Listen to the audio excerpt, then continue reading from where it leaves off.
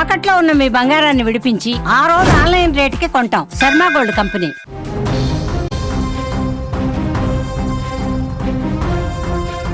తెలంగాణలో మున్సిపాలిటీ ఎన్నికలు కొనసాగుతున్నాయి. ఉదయం నుంచే పోలింగ్ కేంద్రాలకు ప్రజలు వచ్చి తమ ఓటు హక్కును వినియోగించుకుంటున్నారు. ఇలాంటి సందర్భంలో పలు చోట్ల మినహా రాష్ట్రమంతా కూడా పోలింగ్ ప్రశాంతంగా కొనసాగుతుంది. 7 నగరపాలక సంస్థలలోని 412 డివిజన్లు, 116 పురపాలక సంఘాలలోని 2569 వార్డులలో పోలింగ్ జరుగుతుంది.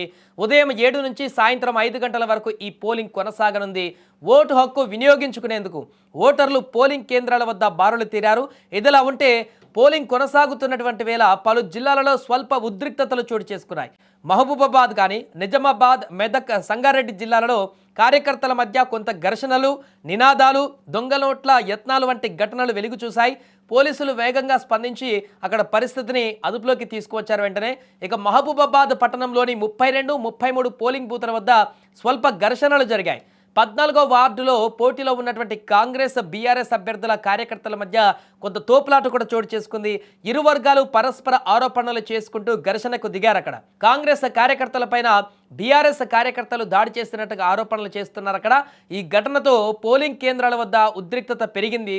సమాచారం అందుకున్నటువంటి వెంటనే భారీగా పోలీసులు అక్కడికి చేరుకొని ఇరు వర్గాలను చెదరగొట్టారు. పరిస్థితి అదుపులోకి తీసుకువచ్చేందుకు 14వ వార్డులో భారీగా పోలీసులను మోహరించారు. ఎలాంటి అవాంఛనీయ ఘటనలు జరగకుండా అధికారులు కట్టుదిట్టమైనటువంటి భద్రతా చర్యలు చేపట్టారు. ప్రస్తుతం పోలింగ్ అయితే ప్రశాంతంగా కొనసాగుతుందని కూడా అధికారులు తెలిపారు. ఇక మరొక చోట బోధన్ మున్సిపాలిటీ పరిధిలో అక్కడ కూడా మున్సిపల్ ఎన్నికలు జరుగుతున్నాయి. అక్కడ కూడా స్వల్ప ఉద్రిక్తతలు చోటు చేసుకున్నాయి.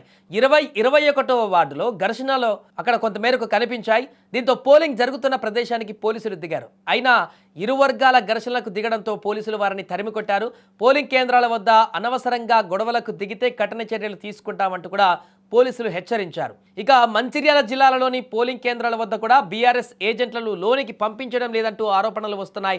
ఈ నేపథ్యంలో లక్సిటిపేట మున్సిపాలిటీ పరిధిలోని 9, 10వ పోలింగ్ కేంద్రాల వద్ద బీఆర్ఎస్ ఏజెంట్గా ఉన్న మున్సిపల్ మాజీ వైస్ చైర్మన్ శ్రీనివాస్ గౌడ్ను పోలింగ్ కేంద్రం వద్ద నుంచి అక్కడనే నిరసనకు దిగాడు. ఆయన బీఆర్ఎస్ నేతలను, ఏజెంట్లను పోలీసులు అడ్డుకుంటున్నారని ఆరోపించారు. అయితే ఆందోళన చేస్తున్నటువంటి శ్రీనివాస్ గౌడ్ను పోలీసులు తీసుకువెళ్లారు. ప్రశాంతంగా పోలింగ్ జరుగుతున్నటువంటి ప్రదేశాలలో నిరసనలు చేస్తే సహించేది లేదంటూ కూడా పోలీసులు హెచ్చరించారు.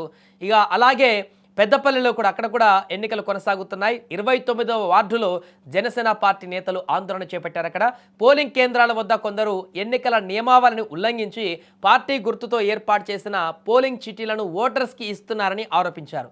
దీంతో వెంటనే అక్కడ ఎన్నికలు నిలిపివేయాలని డిమాండ్ చేస్తూ ఎన్నికల కమిషన్ కార్యాలయం వద్ద జనసేన పార్టీ శ్రేణులు ధర్నా చేపట్టారు. కొల్లాపూర్ మున్సిపాలిటీలో కూడా అధికారుల అండదండలతో కొందరు యథేచ్ఛగా కోడ్ ఉల్లంఘిస్తున్నారంటూ ఆరోపణలు వస్తున్నాయి. 1వ వార్డులోని పోలింగ్ బూత్ 100 మీటర్ల లోపల ప్రచారం చేస్తున్నారని, పార్టీ సింబల్తో ఉన్న ఓటర్ స్లిప్లను పంపిణీ చేస్తున్నారని ఆరోపిస్తున్నారు. ఈ నేపథ్యంలో కాంగ్రెస్, బీఆర్ఎస్ నేతల మధ్య స్వల్ప వాగ్వాదం చోటు చేసుకుంది. ఇక మున్సిపల్ ఎన్నికల తెలంగాణ సీఎం రేవంత్ రెడ్డి తన ఓటు హక్కును వినియోగించుకున్నారు. ఈ ఎన్నికలలో వికారాబాద్ జిల్లాలోని కొడంగల్ జెడ్పీ హై స్కూల్లో ఆయన ఓటు వేశారు. అనంతరం ఆయన హైదరాబాద్కు తిరిగి బయలుదేరారు. అటు మధిరా మున్సిపాలిటీ పరిధిలోని 9వ వార్డు పోలింగ్ కేంద్రంలో డిప్యూటీ సీఎం బట్టి విక్రమార్క కూడా తన ఓటు హక్కును వినియోగించుకున్నారు.